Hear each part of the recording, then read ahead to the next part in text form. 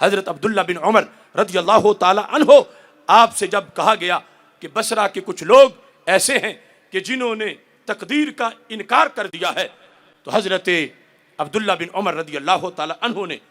ان کے لحاظ سے جو جملے بولے وہ تمہارے سامنے پیش کر رہا ہوں۔ فرما فَإِذَا لَقِيتَ أُولَٰئِكَ فَأَخْبِرْهُمْ أَنِّي بَرِيٌّ مِّنْهُمْ، کہ جس وقت تم ملو جا کے ان لوگوں سے جو تقدیر کا انکار کر چکے ہیں، تو میری طرف سے جا کے ان کو بتا دینا۔ حضرت عبداللہ بن عمر کہہ رہے تھے کہ میں ان سے بری ہوں۔ لو ان لأحدہم مثل احد ذہب فانفقہ ما قبل اللہ حتی یؤمن بالقدر، فرما ان میں سے اگر کسی کے پاس احد پہاڑ جتنا سونا ہو اور وہ تقدیر والے ایمان کی جگہ پیش کرنا چاہے قیامت کے دن کہ رب وہ غلطی معاف کر دے، یہ فدیہ قبول کر لے، اللہ کہے گا تو نے بہت تھوڑا ریٹ لگایا ہے اپنے تقدیر والے ایمان کا۔ اور ایک میں ہے مثل مل الارض ذہبا، پوری زمین سونے کی بھری ہوئی ہو تو پھر بھی تقدیر کے ایمان کا ریٹ نہیں بنتا۔ تو یہ تو ایک شعبہ ہے ایمان کا، پورا ایمان کتنا قیمتی ہوگا۔ تو اس بنیاد پر آج اگر کوئی کفر و شرک میں پھنسا ہوا انسان سونے کے محل میں بھی بیٹھا ہو، وہ دھتکارا ہوا ہے، اور دوسری طرف مسلمان کٹیا میں بھی بیٹھا ہوا ہو، یہ نوازا ہوا ہے اس واسطے کہ ہمارے دل میں جو نور اسلام ہے اس کی اللہ کے ہاں اتنی قدر و قیمت ہے۔ کل قیامت کے دن معلوم ہوگا کہ خالق کائنات جل جلالہ نے ہمیں اسلام سے نواز کے کس قدر ہم پہ فضل کیا ہے اور کس قدر ہم پہ کرم فرمایا ہے۔ میں ضمناً یہ بات بھی واضح کرنا چاہتا ہوں، ایک ہے اسلام، ایک اہل سنت، ایک ہے مسلم ہونا، ایک ہے سنی ہونا۔ ہم یہ دونوں آئیڈینٹیٹیز، دونوں تعارف، ان کو ضروری سمجھتے ہیں۔ جیوز، کرسچن، یہود و نصارہ کے مقابلے میں، ہندوؤں سکھوں کے مقابلے میں ہماری پہچان اسلام ہے، اور اسلام کی چھتری کے نیچے گھسے ہوئے 2 نمبر لوگوں کے مقابلے میں ہماری پہچان اہل سنت و جماعت ہے۔ لوگ آج کہتے ہیں جمعہ ہی پڑھنا ہے جہاں پڑھ لیں، بچے ہی پڑھانے ہیں جہاں پڑھا لیں، درس ہی سننا ہے جس کا سن لیں۔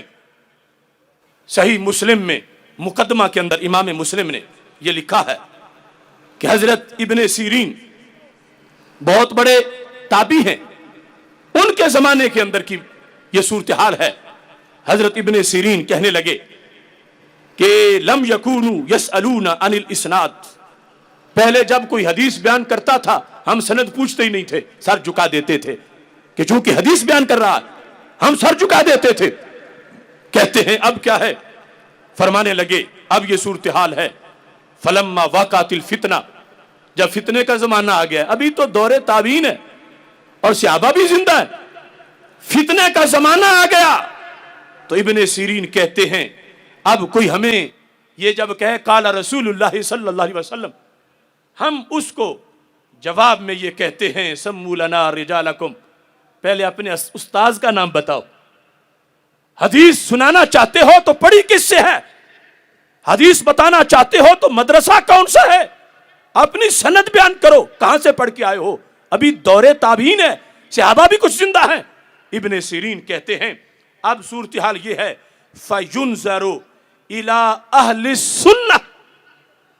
اب ہم ہر کسی کی حدیث نہیں سنتے، صرف سنی کی زبان سے حدیث سنتے ہیں۔ آج پلپلے لوگ، صلح کلیت والے یہ کہنا شروع ہو گئے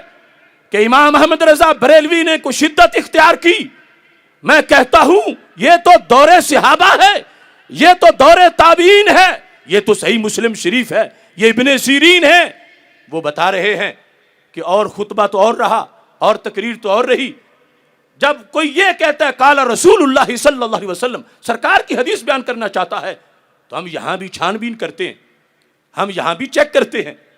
کہ سنانے والا کون ہے، سنی کس سے تھی، استاذ کون ہے، یہ ہمارے اسلاف نے پہرا دیا۔ آج ان چیزوں کی کمی واقع ہو رہی ہے،